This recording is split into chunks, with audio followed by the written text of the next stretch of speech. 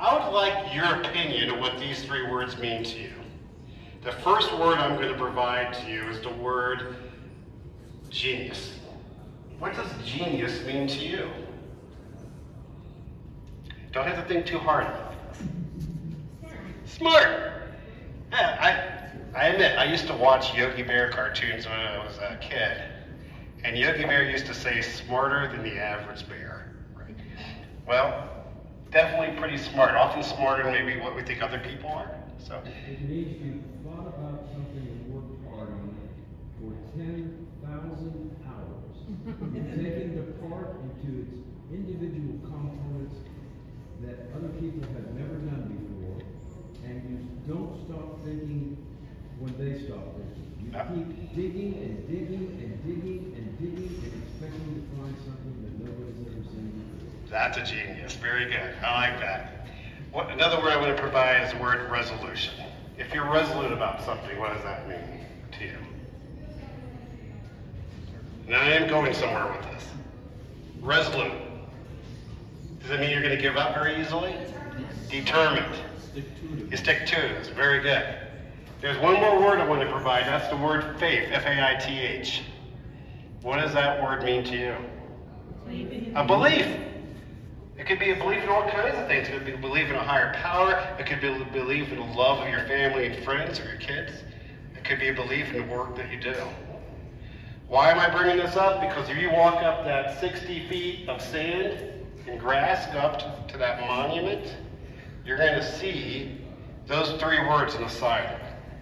And it really does relate to what the Wright brothers have accomplished here at Kitty Hawk. By the way, where did the Wright brothers actually fly the airplane at? Was it Kitty Hawk or Kill Devil Hills? Kill Devil Hills. Who says Kill Devil Hills? Who says Kitty Hawk? Who says I'm hungry? I don't want to think. It's actually both. Because they actually did fly at Kill Devil Hills, but there was no Kill Devil Hills at the time the Wright brothers were here. It was actually considered Kitty Hawk. So that's only I'm only giving you this in case you get asked us if you go on Jeopardy someday. You might need to know it. So the Wright brothers. Everybody here, I'm going to guess, has probably been on an airplane. And if you have been on an airplane, there's a good chance you own something or know somebody that's been on an airplane. So what the Wright brothers have actually done here is touched your lives, all of your lives. And I think a lot of times when we talk about history, sometimes it doesn't seem always to relate to us, or maybe it seems distant for some reason. But the fact is, what the Wright brothers did, every single person in here has been touched by it in some way. It really has changed our world. Now, if the Wright brothers wouldn't have had the first actual machine airplane, object that would fly and could be controlled, somebody else probably would have invented it eventually, but how would our world have changed? How different would it have been? We can't really relate to it because we know what happened here. So here we are. It's only been 120 years since the Wright brothers had a historic flight. It was December 17th of 1903. And since that time, we've been in outer space. We can fly anywhere in the world. In fact, the only thing we ever think about now when we get on an airplane is, what time are we going to arrive and where's our luggage at? We don't even think about it anymore. It's become such a part of our lives that an airplane flying over us, we don't even think about it most of the time. Because it's an everyday occurrence. But it didn't used to be that way. For a long, long time, a lot of people thought that mankind wasn't even supposed to fly. That was reserved for the angels and the birds, not for us. The thought of being able to fly in the sky, to go anywhere in the world, seemed like something that couldn't be relatable, not something that could be done. But there were people that dreamed for it to happen.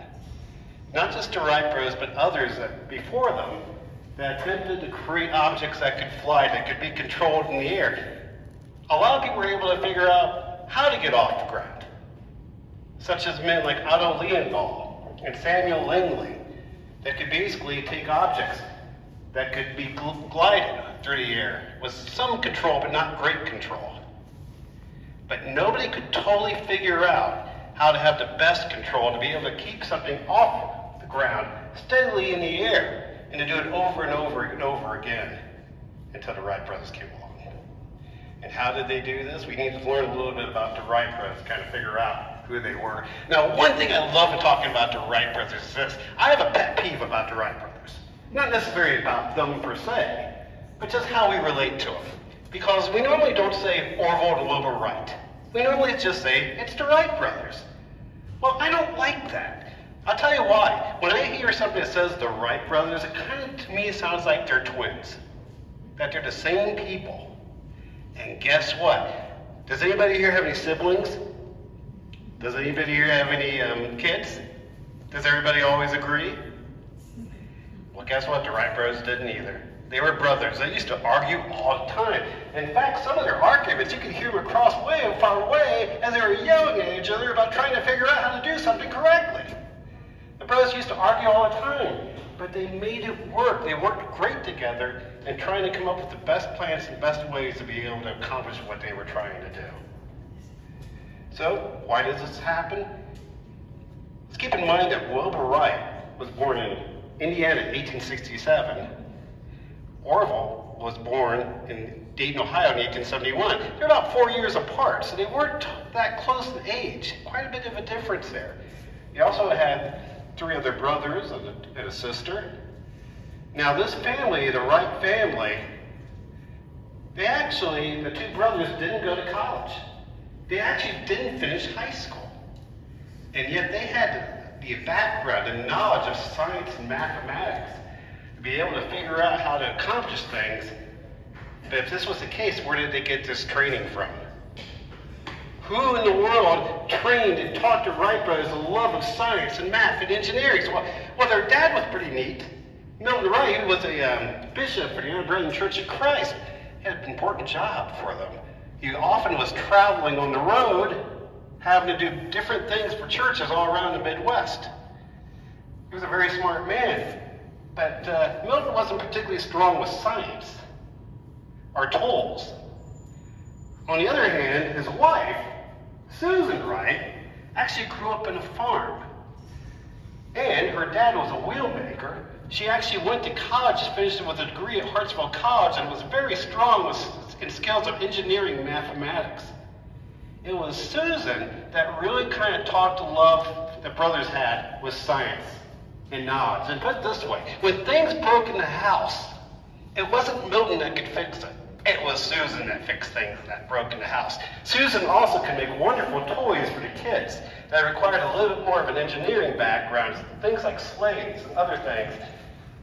So this is one of those cases. I think it's always important not to forget the women, because a lot of times back at that time, we don't often hear about the things that women accomplished. When it came to the Wright brothers, there were 2 extremely important women, and one of them was Susan Wright, and I'm going to talk about the other one here in a little bit. Now, that's not to say that Milton wasn't important. He was very important. He had a loving house and a great family. But one thing that Milton did that was fantastic is he would bring toys home from the kids when he would be on his vacations or his work job, on his job, moving around and traveling. One of those toys he brought home was this one. It was called the Bat. You know, just a little wooden toy. You wind it up, you let it go, and fly. It could fly up to the air for maybe 30 seconds. It could go maybe 20, 30 feet off the ground. But this toy captivated the Wright brothers. They loved it so much, they played and played with it and played with it until it finally broke. Now, I don't know about you, but if you had a favorite toy growing up and it broke, did you kind of pout about it? Did he kind of decide to just throw it away and move on to something else? Not the Wright brothers. When you were taught by Susan Wright to love science and mathematics, they decided that when they broke this toy, they could make a new one and make it better. So they attempted to make a much larger one that they thought they could control and be able to fly a little bit better. They learned it didn't fly as well, so they were already starting to learn skills, aerodynamics, even as young kids. Now, it wasn't the only reason that the Wright brothers became interested in aviation. About the age of 15, Orville Wright decided he wasn't going to go to school anymore. He wanted to start his own business.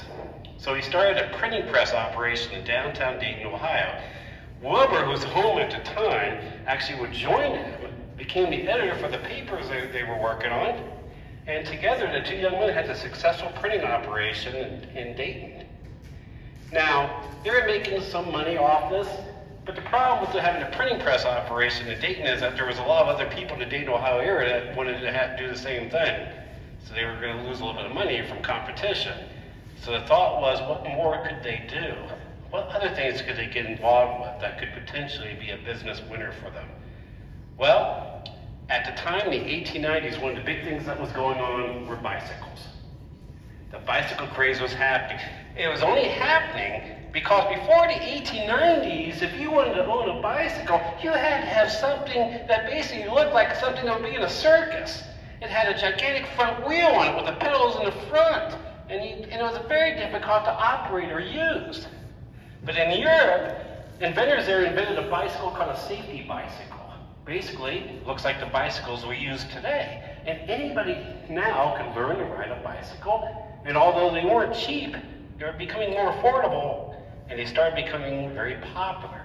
Well, the Wright brothers took advantage of this. They started making their own bicycles. They had their own cycle shop, the Wright Cycle Shop. They could not only fix any bicycle, but they actually started making their own bicycles. Now, what does that have to do with airplanes of today? Well, there's something very similar between a bicycle and a glider, and that's how it's operated. You see, if you're going to be able to fly a glider or ride a bicycle, you have to do one very important thing. You have to balance yourself.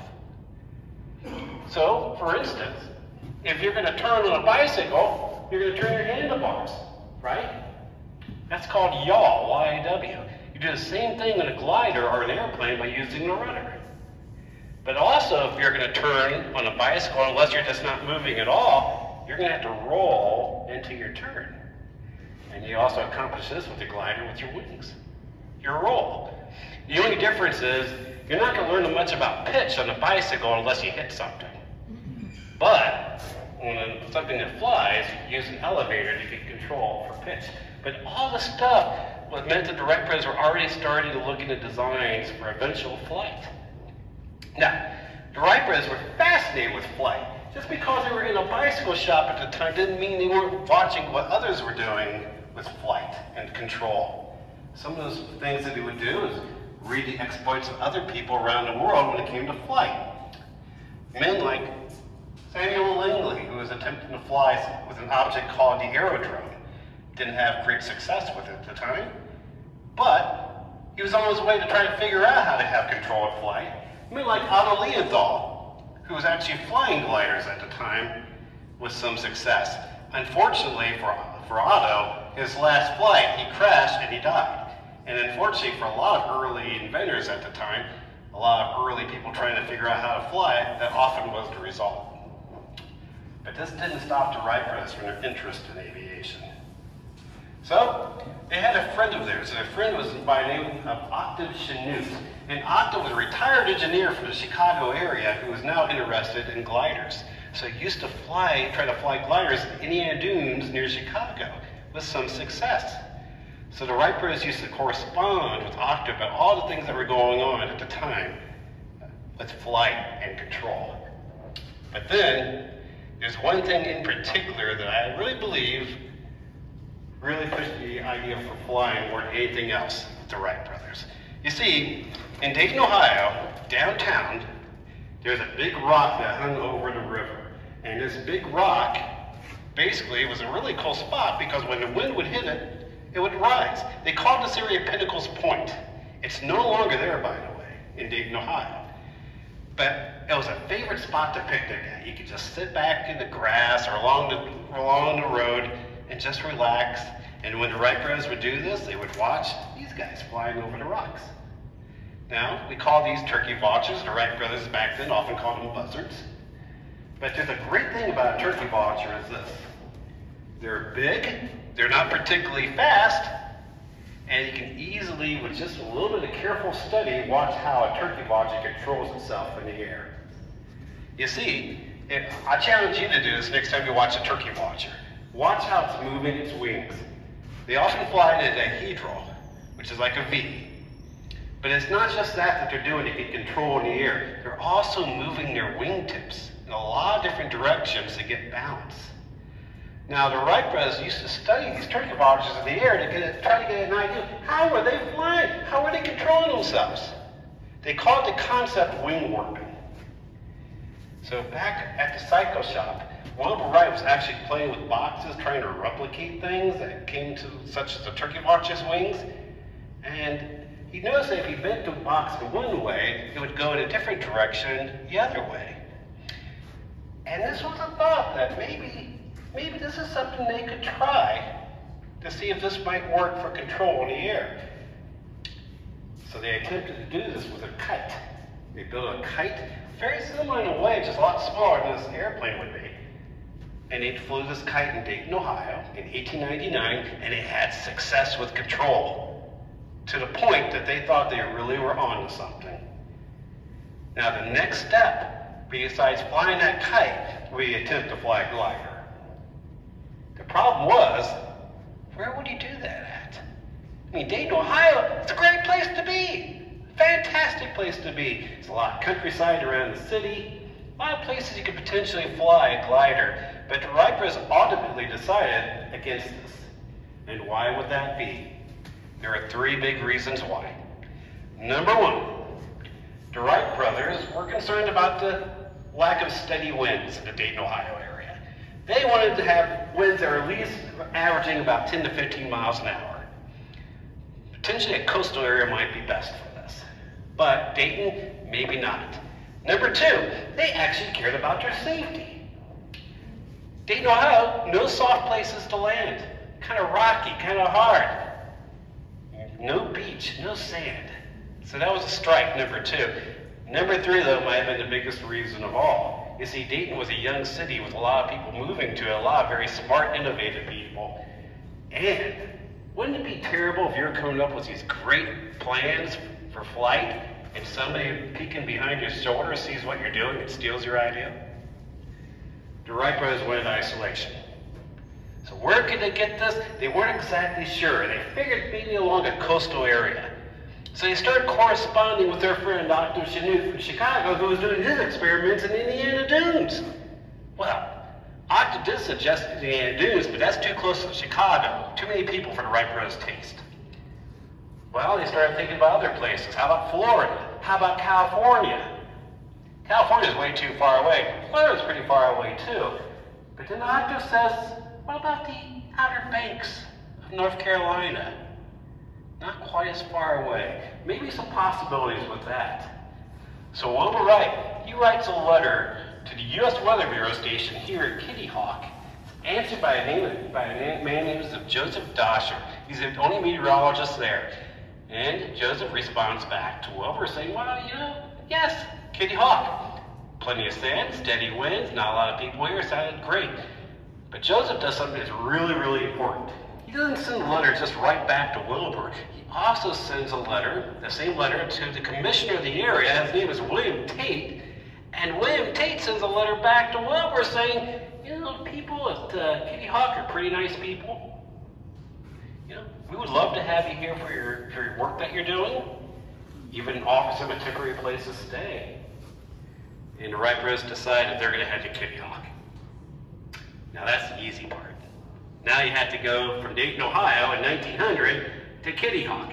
And it's not just bringing yourselves as well. You got to bring fabric and wood for the experiments you're going to try to do. Wood and fabric for kites and gliders, it's a lot to carry. Well, Wilbur's going to be the first to go. He gets on a train in Dayton, Ohio with all his equipment as well as his personal belongings. It takes him a couple days to basically get from Dayton over towards Virginia. Eventually he takes a ferry across the water until he gets to the area around Norfolk. Finally he makes it to Elizabeth City. Just a couple days. But now he's got to find a boat because at that time there are no bridges to the Outer Banks. Basically there's no roads to the Outer Banks. In fact, Kitty Hawk at the time when he had about 60 people living there. That was about it. So unfortunately for Wilbur, he realizes when he's here in the out over in Elizabeth City that most of the people in Elizabeth City don't even know where Kitty Hawk is. So nobody's willing to take him by boat to Kitty Hawk, except for one man. That man's name is Israel Perry. Well, Israel's happy to honor Wilbur and take him over, but there's a warning with this. You see, the warning to me about Israel is this. Has anybody ever seen the movie Jaws? Yeah.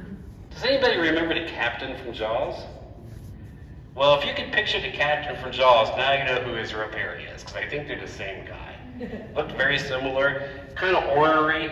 The boat was a mess. There were rats and mice all over it, wasn't in good shape. Wilbur gets on this boat with all his belongings and the wood and fabric, and that boat's leaking water. It also hit a storm. It made matters worse as they try to leave. And that boat doesn't look like it's going to make it to Kitty Hawk. So that night, as they're in the boat, luckily, Israel's able to find the best way away from the worst of the waves, the worst of the wind.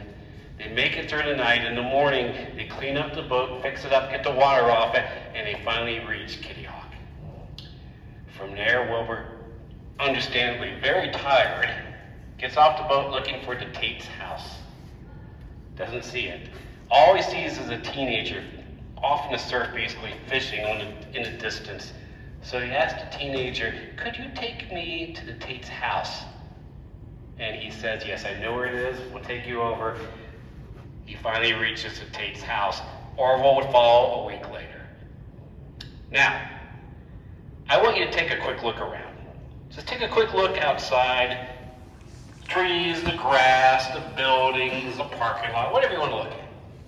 I'm going to show you a picture of what it looked like for the Wright brothers when they were here. And I would like you to ask yourself, does it look the same as it does today? You tell me. A little different?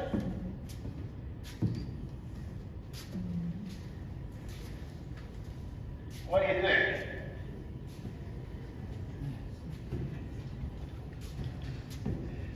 See any grass? The hill is actually 400 feet closer to us than it is today. So much different. In fact, when the Wright brothers were here, Orville actually went over to Wilbur one day and said, "You know, Wilbur, this is as close to the Sahara that we're probably ever going to see." But it was a perfect spot for the Wright brothers to do their experiments. They had sand, they had the steady winds, and they were isolated. They went to work immediately. So, first thing they did is they had a glider they built in Dayton, Ohio. They disassembled it, assembled it here when they made it to Kitty Hawk. They attempted to fly it for the sand dunes in the back. Well, they had some success with this glider. They had fair success with controlling it in the air. The lift wasn't very good, and they couldn't keep it in the air very long. So they decided in the end they were going to mostly treat it like a kite. They tethered it to the ground, but occasionally have somebody fly in it as it was tethered to the ground. That often was 10-year-old Tom Tate, the nephew of William Tate.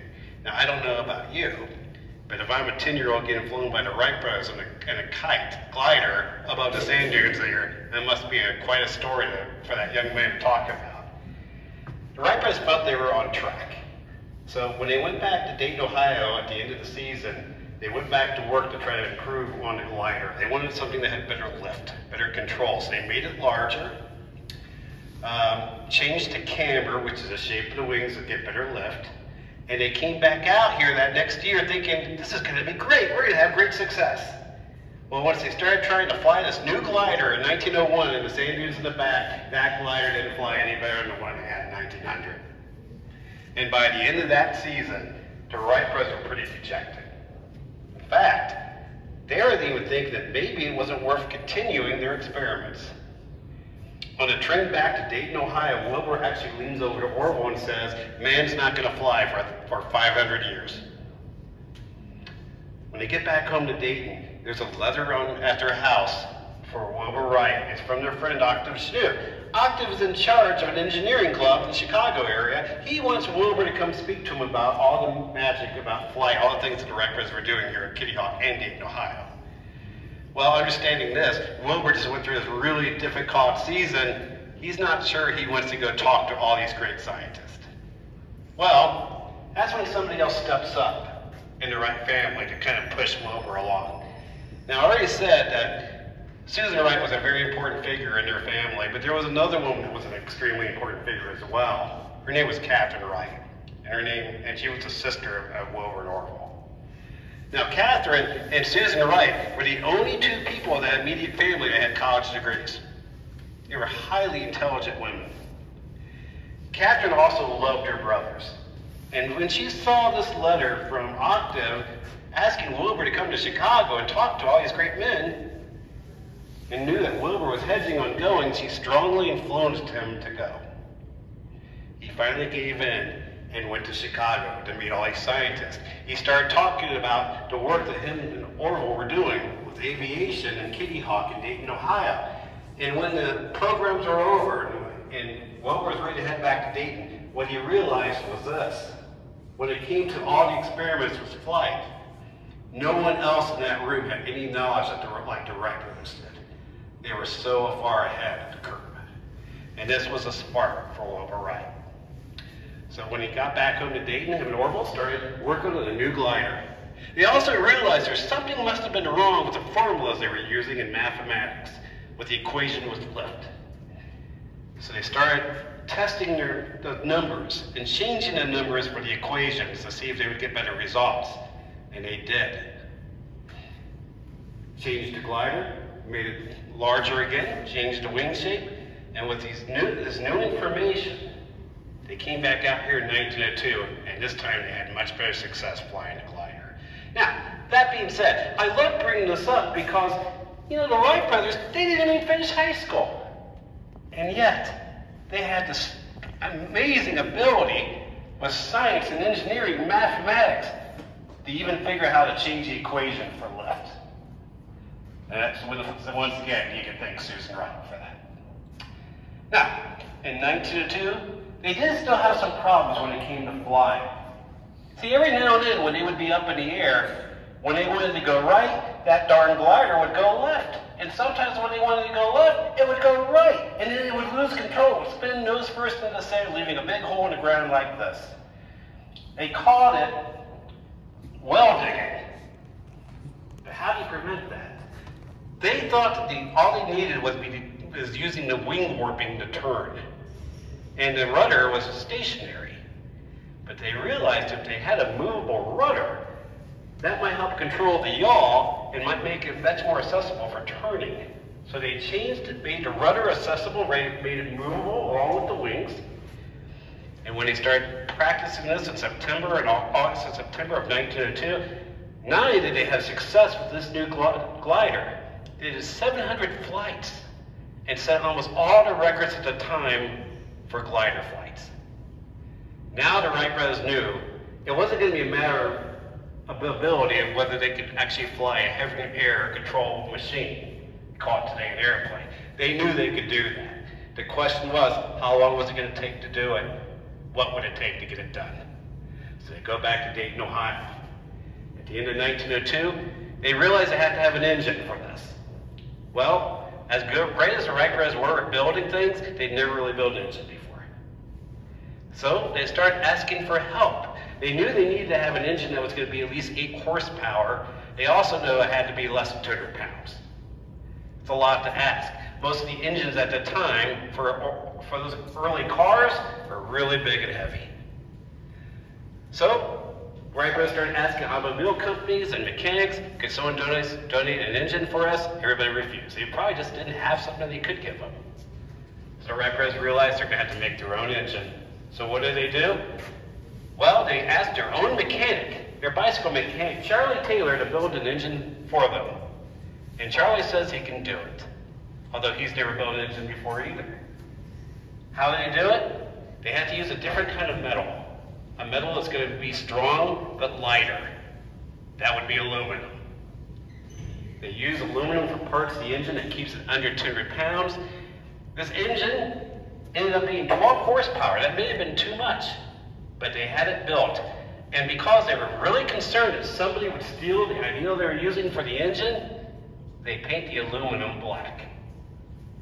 Hide the aluminum. The next thing you have to do is you got to have something that causes thrust to make the machine move forward. That would be a propeller. Well, at the time, if you had a propeller, it was probably for a boat or a fan, not for something that's going to fly in the air. In fact, a lot of people were doing test bed propellers with very poor success. Well, the Wright brothers used to follow these early exploits of propellers, and they realized they weren't working right for a reason. So when their studies and their work they were doing in the wind tunnels, they realized the best kind of propeller had to be shaped like a wing. So when they built this and they created the propeller, they flattened out the ends for better efficiency. You can make a strong case and say that the propeller might be the most important thing that they built. Very strong, because almost any plane that flies today that still uses propeller is very closely based on the Wright brothers design. And then you had to have the machine itself. It would have to be a lot bigger than the gliders they were using. It's going to have to handle a lot of weight. So they ended up going to build something that's 40 feet across wingspan. It's going to be over 500 feet, square feet, be over 600 pounds. In fact, it was so big they couldn't build it in Dayton, Ohio. They would have to wait till they got here to Kitty Hawk. But before they head to Kitty Hawk with this new plan, in 1903, they have a meeting with their dad. Now, Milton Wright had one very important thing to say to the brothers before they would leave, and it was this: I want you guys back home for Christmas. And the Wright brothers said they would be. So they leave. In the summer of 1903, they get to Kitty Hawk in September.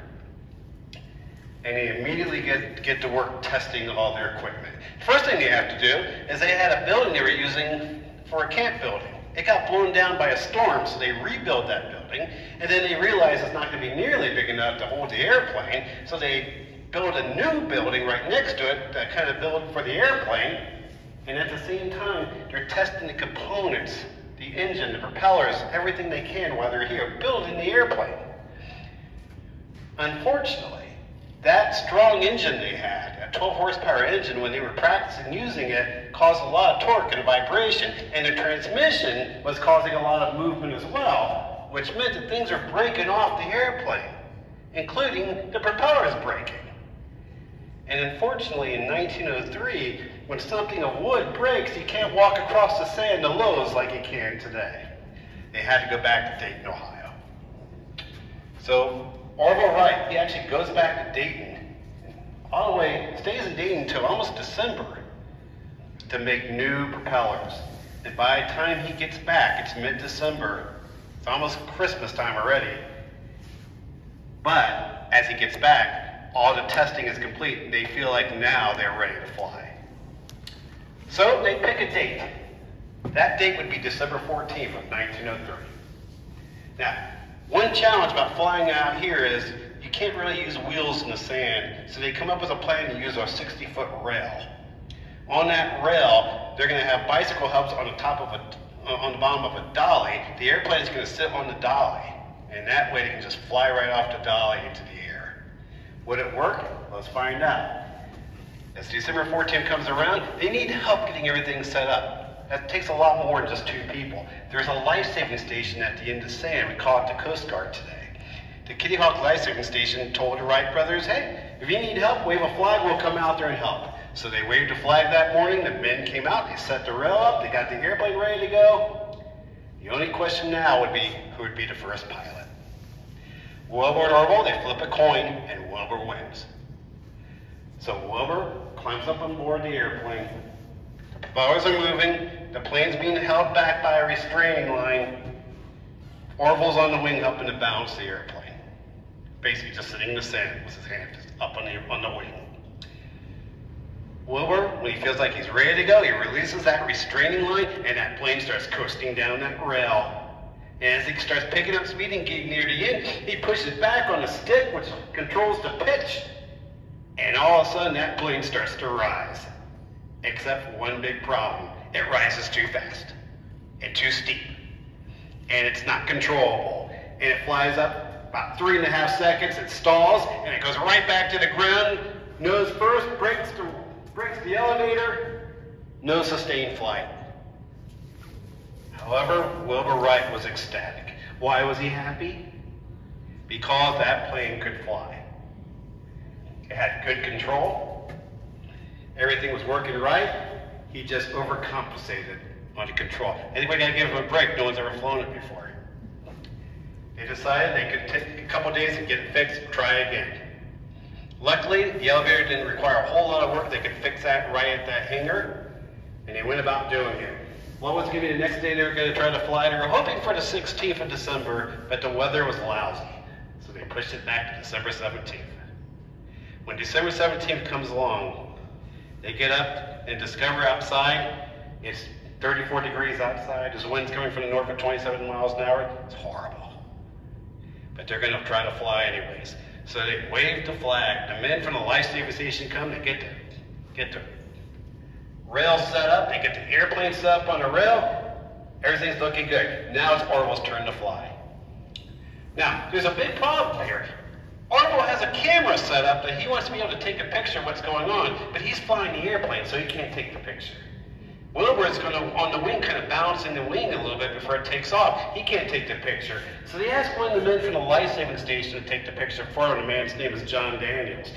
John tries to explain to Orville, Wright, I don't even know what a camera is. I've never even taken a picture in my life. But basically, Orville tells him, here's a ball, if you see something happen, squeeze the ball. John says he'll do it. Orville climbs up in the back of the airplane, propellers it going. As he climbs into the hip cradle, gets his hands on the control, about 10:35 a.m., he releases the restraining line. The plane starts coasting down that rail. As it's picking up speed, as it's getting near the end, Orville pushes gently back on the pitch control, and that plane starts to rise ever so gently. Wobbly, winky, all kinds of stuff. It didn't look very pretty when it was up in the air, but it was trying to go. It only got off to a height of maybe 8 to 10 feet off the ground. It only flew for 12 seconds and flew for 120 feet. That's less than the length of most modern wingspans today for jets. And yet, it was the first time in history that mankind controlled an airplane. The plane landed softly in the sand. Now, they didn't just celebrate what happened. You see, they were brothers. They competed with each other. They brought the plane right back to the rail, and now it was Wilbur's turn. And Wilbur beats Orville's record on the second flight, which is okay, because they bring the plane right back to the rail again, and now it's Orville's turn, and he beats Wilbur's record. Well, not to get undone, they bring the plane right back to the rail again. It's Wilbur's turn. He smashes Orville's record on the fourth flight, 852 feet, 59 seconds in the air, maybe of a height of 12 to 16 feet off the ground, maybe. Plane rests softly in the sand. 4 flights that day, December 17th of 1903. Would there be a 5th flight? Well, the Wright brothers brought the plane back to the hangar. They removed the elevator. It was sitting in the sand. There perhaps would have been a 5th flight, except for the fact that the weather was bad, and a strong gust of wind came, lifted the plane off the ground, tossed it. And poor John Daniels, who was asked to take the photo, was the only person near the airplane when it got lifted by the wind. He thought he could save it by grabbing onto a strut. In the process, he got lifted up by the airplane and got tossed into the sand as well, as the airplane breaking up all around him. John used to joke around that he was not the first fatality ever from an airplane. The Wright brothers picked up the pieces. They would eventually send a telegram back to Dad saying they had success. And they went back to Dayton, Ohio. Now, the question is, did anybody have any documentation about what happened? You see, the Wright brothers were flying the airplane and were with the airplane. They could take the picture. The men at the life-saving station saw what happened, but they didn't have any cameras. The only person that had the camera at the time was John Daniels. And John Daniels said he was so excited about what happened, he wasn't sure he squeezed the bulb or not. But when they went back to Dayton and they started developing photos, they were pleasantly happy to see that John squeezed the bulb at the right moment. And history was made. Not just history for the Wright brothers, not just history for all the men that were there that day, history for all of us. But the world was changed overnight. So here we are today, 120 years, roughly 120 years after that event. And as I said earlier, all of us today can board an airplane and fly anywhere in the world. We don't even think about it anymore. So I want you to think about this. I want you to think about, how's your life changed by what happened with the Wright brothers? Don't just think in terms of, I've been on an airplane. Think in terms of, where does my stuff come from? My mail. all the things I own. How much of this was in an airplane at one point? How much has our world changed with commerce? How much has our world changed with defense? How much has our world changed with culture because of what's happening above us that we can fly? Think about that. And then one more thing I want to leave you with is this. One of my heroes, first American to orbit the Earth, his name was John Glenn. John Glenn was involved in a lot of amazing things and was actually here for the 100th anniversary of flight in 2003. But he often would fly as a passenger in commercial jets, and he once wrote this about being a passenger. He said, "I always like to get a window seat because I've never lost my sense of wonder about looking at the world from above." For you, I hope you get that same sense of wonder if you get a chance to fly, just like the Wright brothers did, just like Amelia Earhart, like the Tuskegee Airmen, all those people, Charles Lindbergh, everyone that's had the chance to be able to fly in the sky like the birds and the angels, and to be able to see our world in an entirely different way. I hope if you haven't had that opportunity, you get that opportunity, or if you have had that opportunity, that you want to continue with these wonders that we have today. So I want to thank you for coming out today to the Wright Brothers National Memorial and talking a little bit about why the Wright Brothers were such amazing people and how they changed our world for which they did. If anybody here has any questions, feel free to ask, but